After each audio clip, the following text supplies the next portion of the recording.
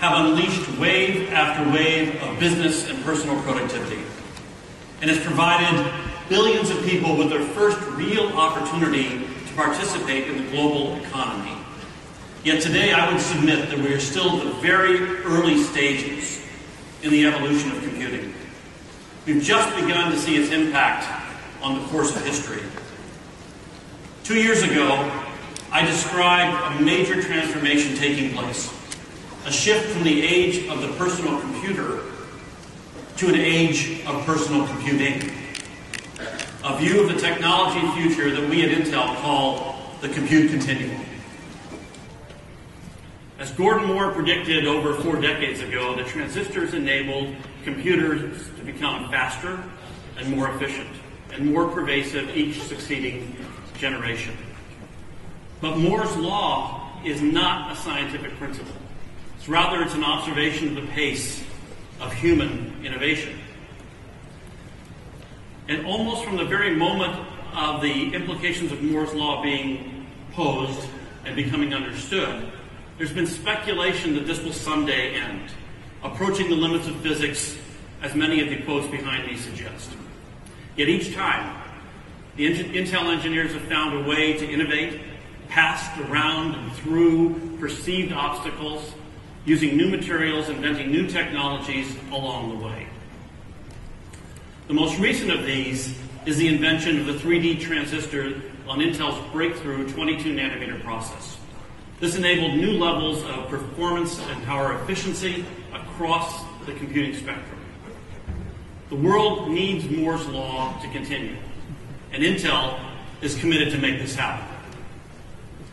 As computing evolves, though, it must also adapt and enable what we believe are 3 essential capabilities in computing.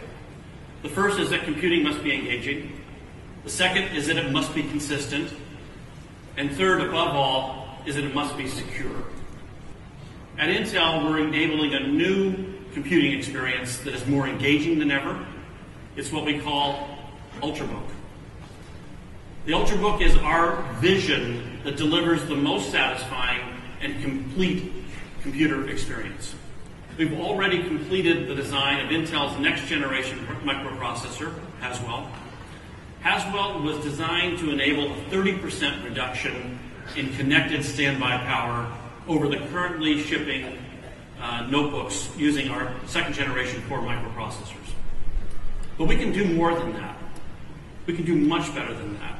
We've targeted Haswell's design not just for lower power, but we're architecting a system-level power management framework that has the opportunity to reduce the platform power by a factor of more than 20 over our current designs. What does this mean? This means that we'll be able to enable all-day usage and more than 10 days of always connected standby capability on a single charge from the power grid. Over the last few years, Intel has learned a lot of things about smartphone silicon and system design, and how these best apply the strengths of what we're learning to Intel architecture into these new devices. Our goal here is not easy, but it's very simple. We want to make Intel architecture the platform of choice for smartphone ecosystems. Today, I'm also very pleased to announce a development partnership with Google around Android. To describe the details of this partnership, I'd like to have you join me in welcoming to the stage Andy Rubin, who's Senior Vice President of Mobile at Google. We're here to announce a continuation of the strategic alliance between the two companies. We're going to collaborate very closely to make sure that Android is optimized the best it possibly can be for the Intel architecture. Going forward, all future releases of Android. Very excited to be here and very excited about working closely with the colleagues and engineers at Intel. Well, so are we. Every time we've collaborated with Google, good things have come out of it. So I'm excited and have high expectations around this as well.